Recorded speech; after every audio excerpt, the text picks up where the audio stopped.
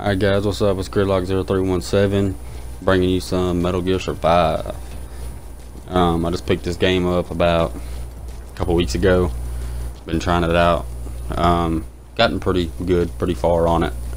Right now I just want to show you my base layout. Right now I have the tall fences on the outside, the sandbag folds on the inside, and the wooden barricades on the very far inside. I haven't got the sandbag folds all the way around the base yet. They actually take a lot of supplies, but they do very good as far as defense goes. They're actually the best in defending your base over any other supplies that I've run into so far. I haven't ran into any electrical fences or anything like that yet. I know the way I have my base set up is best for me because I can stand on top of those sandbag folds, use the bow over top or through it, either way, but to get like a farther distance shot in case they spawn farther out when they attack your base, you can stand up higher, look over more objects, and be able to shoot from a farther distance at a higher distance as well. Right here is where you actually get your goats and stuff like that for your cages. All you do is you knock them out, kind of like you do on the old games where you Fulton extract. You run up, punch them, knock them down. If you gotta do that like 2 times, and then you Fulton extract them and they go to the cages. I've got 3 right now. I didn't Fulton extract the other one because there was only 3 here. This is the best place I found to hunt and get water for the very beginning of the game. But yeah, that's how you basically put the animals in the cages, in case anybody was wondering, because I know it don't explain it well. I've done research in every area inside the game menu or tutorials and stuff of how to do it, and it doesn't say how to do it. So I figured I'd show you guys how to do that in case you were wondering how to do it. I know my base looks kind of funny, but I have it sectioned out. I have my water and food supplies on one side, my workbenches and stuff right up against the base, so it's harder for the enemies to get to them. I have my tents for my men and women to sleep in on the right side of the base. And this is a tent that you get, or this is actually a grill, but the tent that's to the right of this, you can actually send your people on scavenging missions to gain supplies for you, and that's the best way I've seen to do it, to get like gunpowder and lead for your bullets, because gunpowder for me is hard to find. I find gunpowder maybe every now and then when I'm out in the dust, and it's a very useful item, especially if you go to online mode and a lot of people are higher ranked than you, and the zombies are higher ranked, so you're trying to keep up with them. Guns are pretty much the best at doing that, unless you have a good bow already. I've got a blue bow and it does pretty decent at taking down zombies on online. I think I'm like level 19 or 20 right now. Yeah, this is the base layout. You get to give your people supplies. You can collect the awards once their time limit's up. Most time limits are like 25-30 minutes long. Some can actually be longer. As you see, he had a severe poisoned, so I changed the med kit I gave him into a poisoned version so he can get rid of his poison. They actually do that on their own. You don't have to actually do it yourself. You just give them what they need, and once you give it to them, they'll eventually end up using it.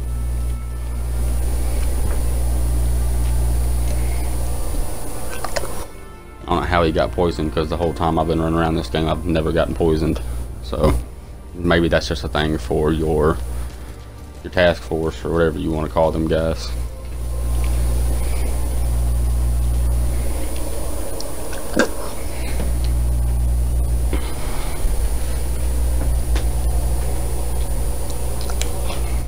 Sorry about that guys, I had to grab something. So basically that's my base layout. That's how I do things. It's been working out pretty well. Anytime zombies do attack, they may get through 1 or 2 fences, and that's about it. With that sandbag fold, they actually get through none, unless I just don't defend it myself and just let it take its course. I can still clear out the other zombies where I don't have the sandbags and still have time to go over and take down the other guys. Right here, you're probably wondering why I have one fence actually missing. Just because one of my survivors actually somehow got outside of the fence and couldn't get back in for some reason. And I couldn't figure out why he couldn't get back in, so I took one of the fences down and somehow he made it back in. So I guess he might have climbed the fence and just couldn't figure out how to get back in. So I took one of the fence down on that side, since there was sandbag folds there and there was pretty much a really good defense there. So I took one down there. I'll probably take one down on each corner just in case he gets out on the other side and doesn't know how to find his way around to the opening. So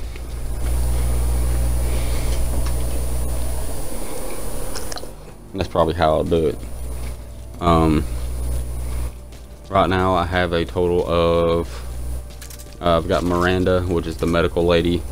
I have a cop, a kid in a wheelchair, and then Reeves and me. So I've got a total of like 5 to 6 people. I actually have a mission available to hunt or go help a survivor, so that'll probably make 6. Oh no, that makes 7. Yeah, 7. And but this is my entire base layout. That way you can see what it looks like. Right now I'm adding another sandbag because I had enough supplies to make another one, so I just went ahead and did it. The first time I actually come up with that idea, I had enough to do all the ones prior to that, and then I ran out of supplies because I used all my wood up to make all of them. Now these wooden barricades, eventually I will make them barbed wire barricades. That way it does damage back to them for coming in. Right now on my person, I carry a bow. I think it's a recurve bow. The AM or ARMS 4, which is the AR-15, and a 45 handgun. And then on my lower kit, I carry a shock baton and the revolver. So I carry about 5 weapons total on me at all times, just in case I need it. The revolver is not silent, so I only use it on cases that I actually need it. Like if I get into a bad group full of people, I will pull it out and have to use it. Right here's the map. The blue circle areas, not the ones that are filled in, but the ones that are not filled in, just the blue outlines. They're actually clear zones you'll find when you're running around that doesn't have the dust in it. It's actually free of dust. There is no dust, so you won't take no oxygen damage while in those. The little blue ones are like supply crates that my division or my intelligence team picked up or something like that. Some of them are animals, some of them are inactive wormholes, which is where inactive wormhole transporters are. You basically go there, unlock those, and it gives you the ability to jump, like fast travel from each spot from your base. There are other ones that are Cuban energy, high Cuban energy reaction, I think it is. I believe those areas have like a lot of Cuban that you can extract, or they might have another transporter for you to drill to get the Cuban. I'm not actually sure, I ain't played this in a while. Most yellow circles are your main missions, or just missions in general. Anytime you look at a blue dot and it says something about an animal, that's normally an animal that you can extract or kill for food. Yeah guys, that's basically my base, my tutorial, or my info on what I've learned so far. My name is Gridlock0317. Have any comments, put them down below. Subscribe, and I'll post more videos. I'm out of here, guys.